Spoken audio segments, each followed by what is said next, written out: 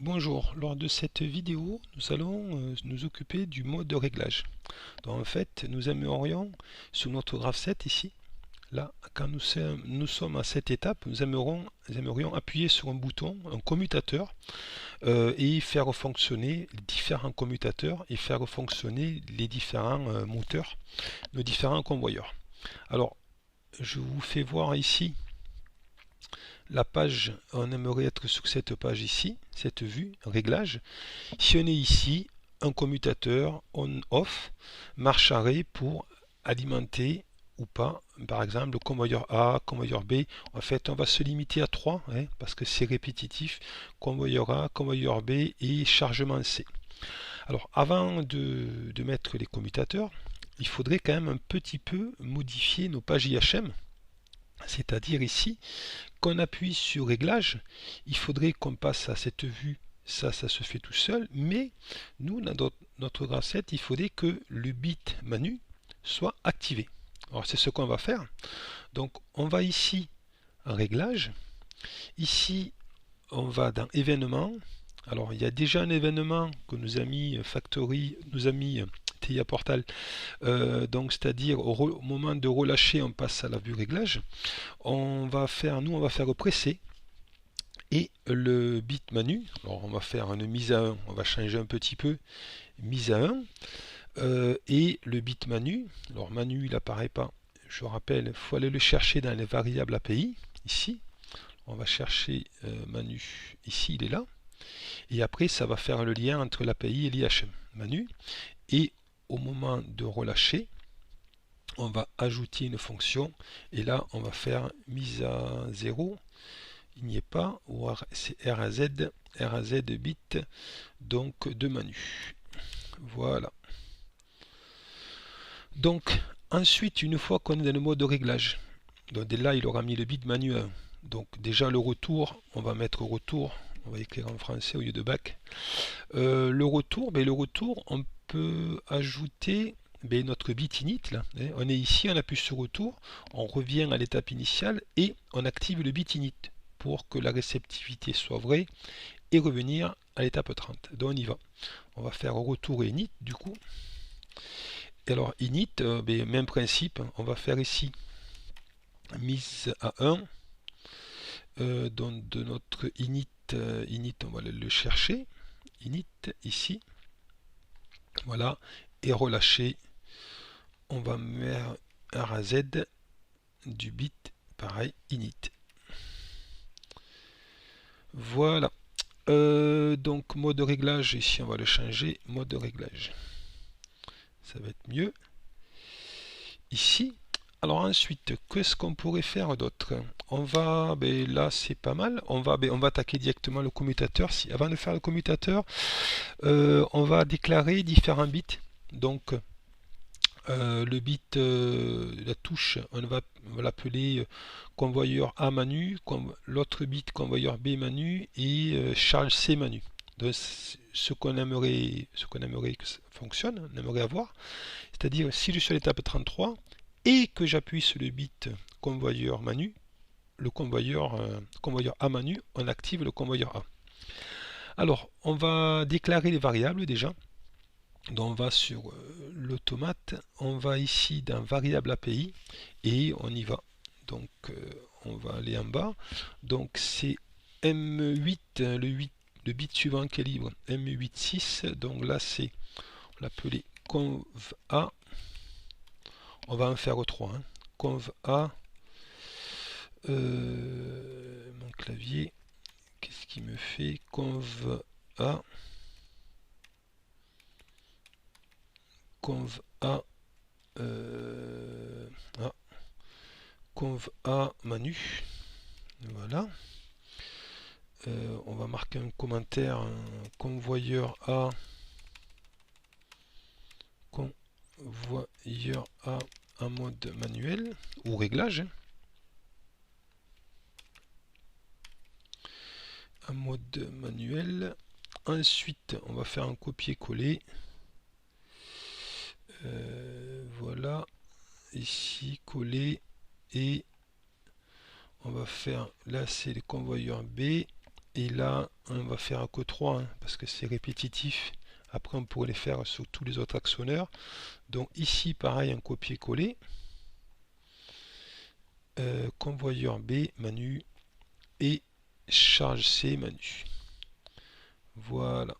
Voilà pour nos déclarations. Charge C, Manu. Donc, qui sont déclarés. Maintenant, on va modifier notre graph-set de conduite. Alors, notre graph-set de conduite, non, on ne va pas modifier le graph-set de conduite, on va modifier nos sorties plutôt.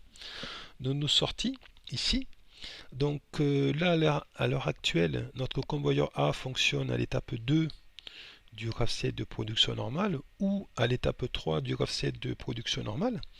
Donc, on aimerait ici, on va ajouter un compare. Donc une comparaison ici. Donc si je suis à mon graph-set de conduite à l'étape 33, ici, dans l'étape 33, je rappelle, c'est ici, elle est là, étape 33, c'est bien ça, et que j'appuie sur mon bouton ici, convoyeur A, convoyeur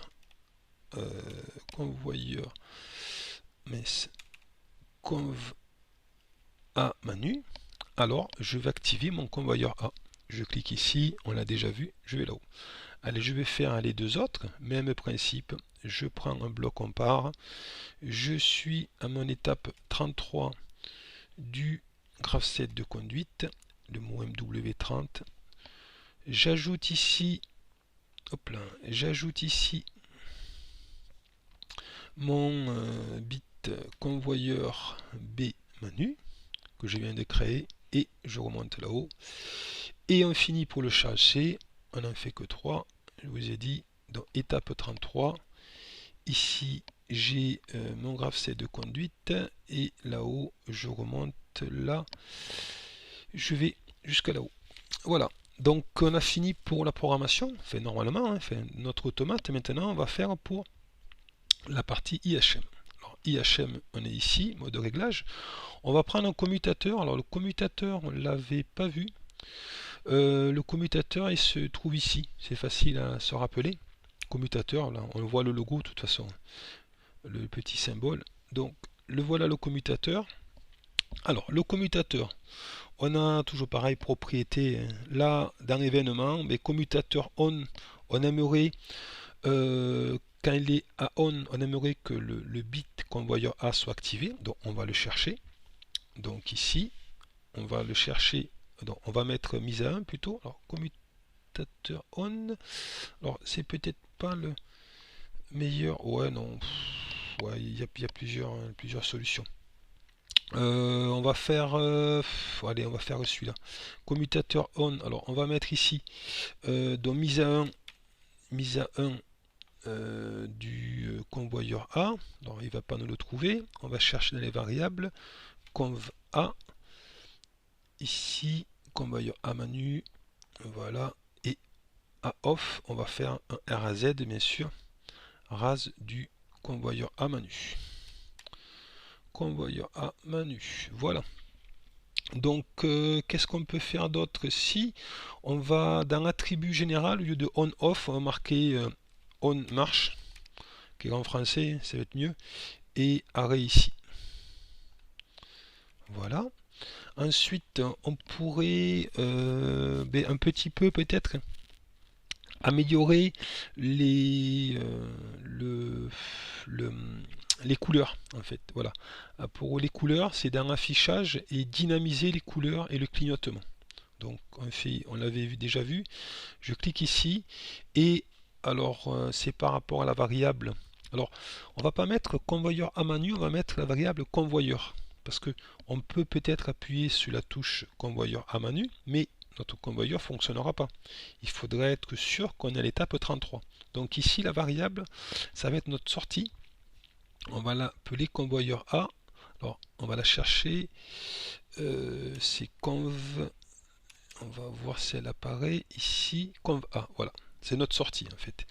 Si notre sortie est activée, on va mettre une couleur. Donc à 0, on va mettre du vert ici. on va prendre du vert, et à 1, il mettra en marche, on va prendre du rouge. On va prendre du rouge, et on va le faire clignoter. Voilà, donc on va voir si ça fonctionne, sinon on reviendra sur notre page. Donc voilà pour ça. Alors maintenant on va marquer un petit texte à côté quand même, parce qu'on ne sait pas à quoi ça correspond. Ici on va écrire un texte convoyeur A. Et maintenant, on va pouvoir faire un copier-coller. Alors, il faut faire attention au copier-coller. Hein. Des fois, on oublie des choses, mais on va essayer quand même, nous, de le faire.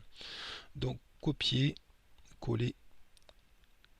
Et on va le faire 2 fois. Donc, ça va être le convoyeur B.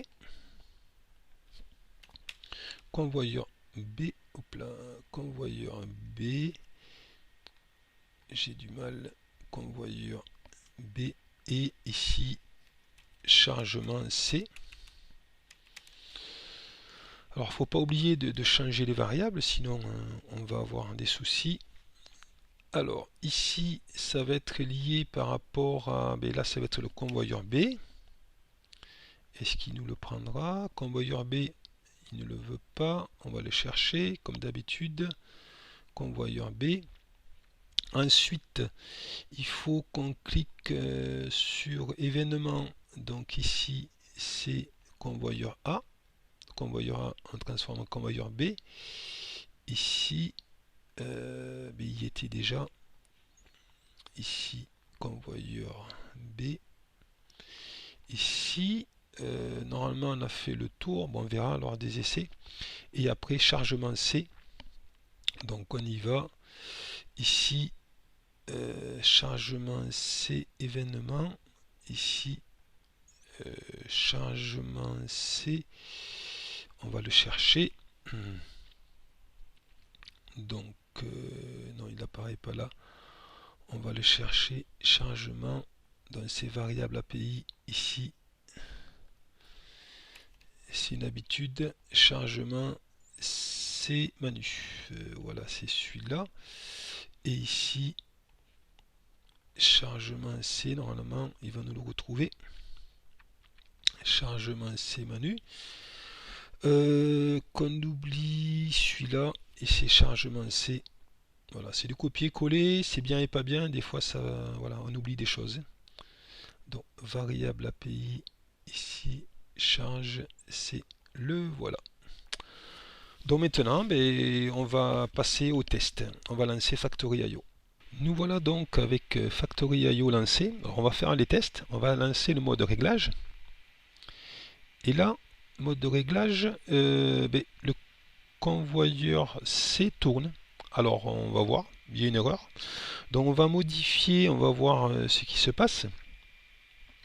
Alors, ça, on va regarder dans les sorties, et si le convoyeur tourne toujours sorti, et on va voir notre chargement C. Ben oui, forcément, à l'étape 33, il s'active tout le temps. On est allé un petit peu trop vite, donc on va le déconnecter. Notre automate là-haut, on coupe, on le déconnecte, et ici, on va ajouter le bouton charge C manu. Voilà, on est allé un petit peu trop vite. Ça permet de voir justement en live comment faire. Donc pour relancer le programme quand l'automate est en run, ce qu'on peut faire, on clique ici et là on le renvoie. Ici là-haut, on ne l'a pas vu, ça permet de le voir.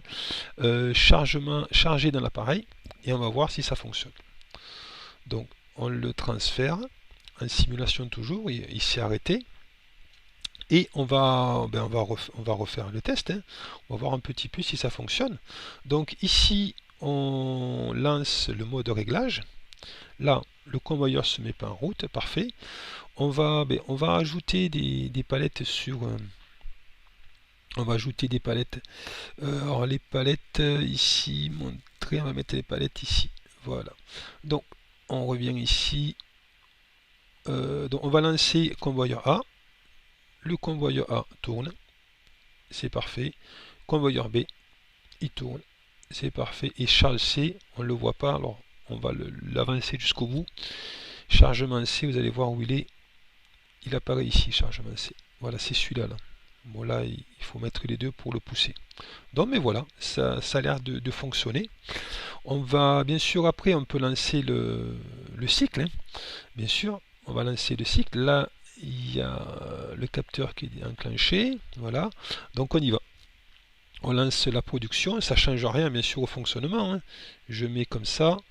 Et ce qu'on peut voir ici, l'avantage, c'est que voilà, on les voit fonctionner. Vous voyez, convoyeur A, convoyeur B, chargement, on le voit fonctionner. Ça peut être pratique. Donc voilà pour ce tutoriel.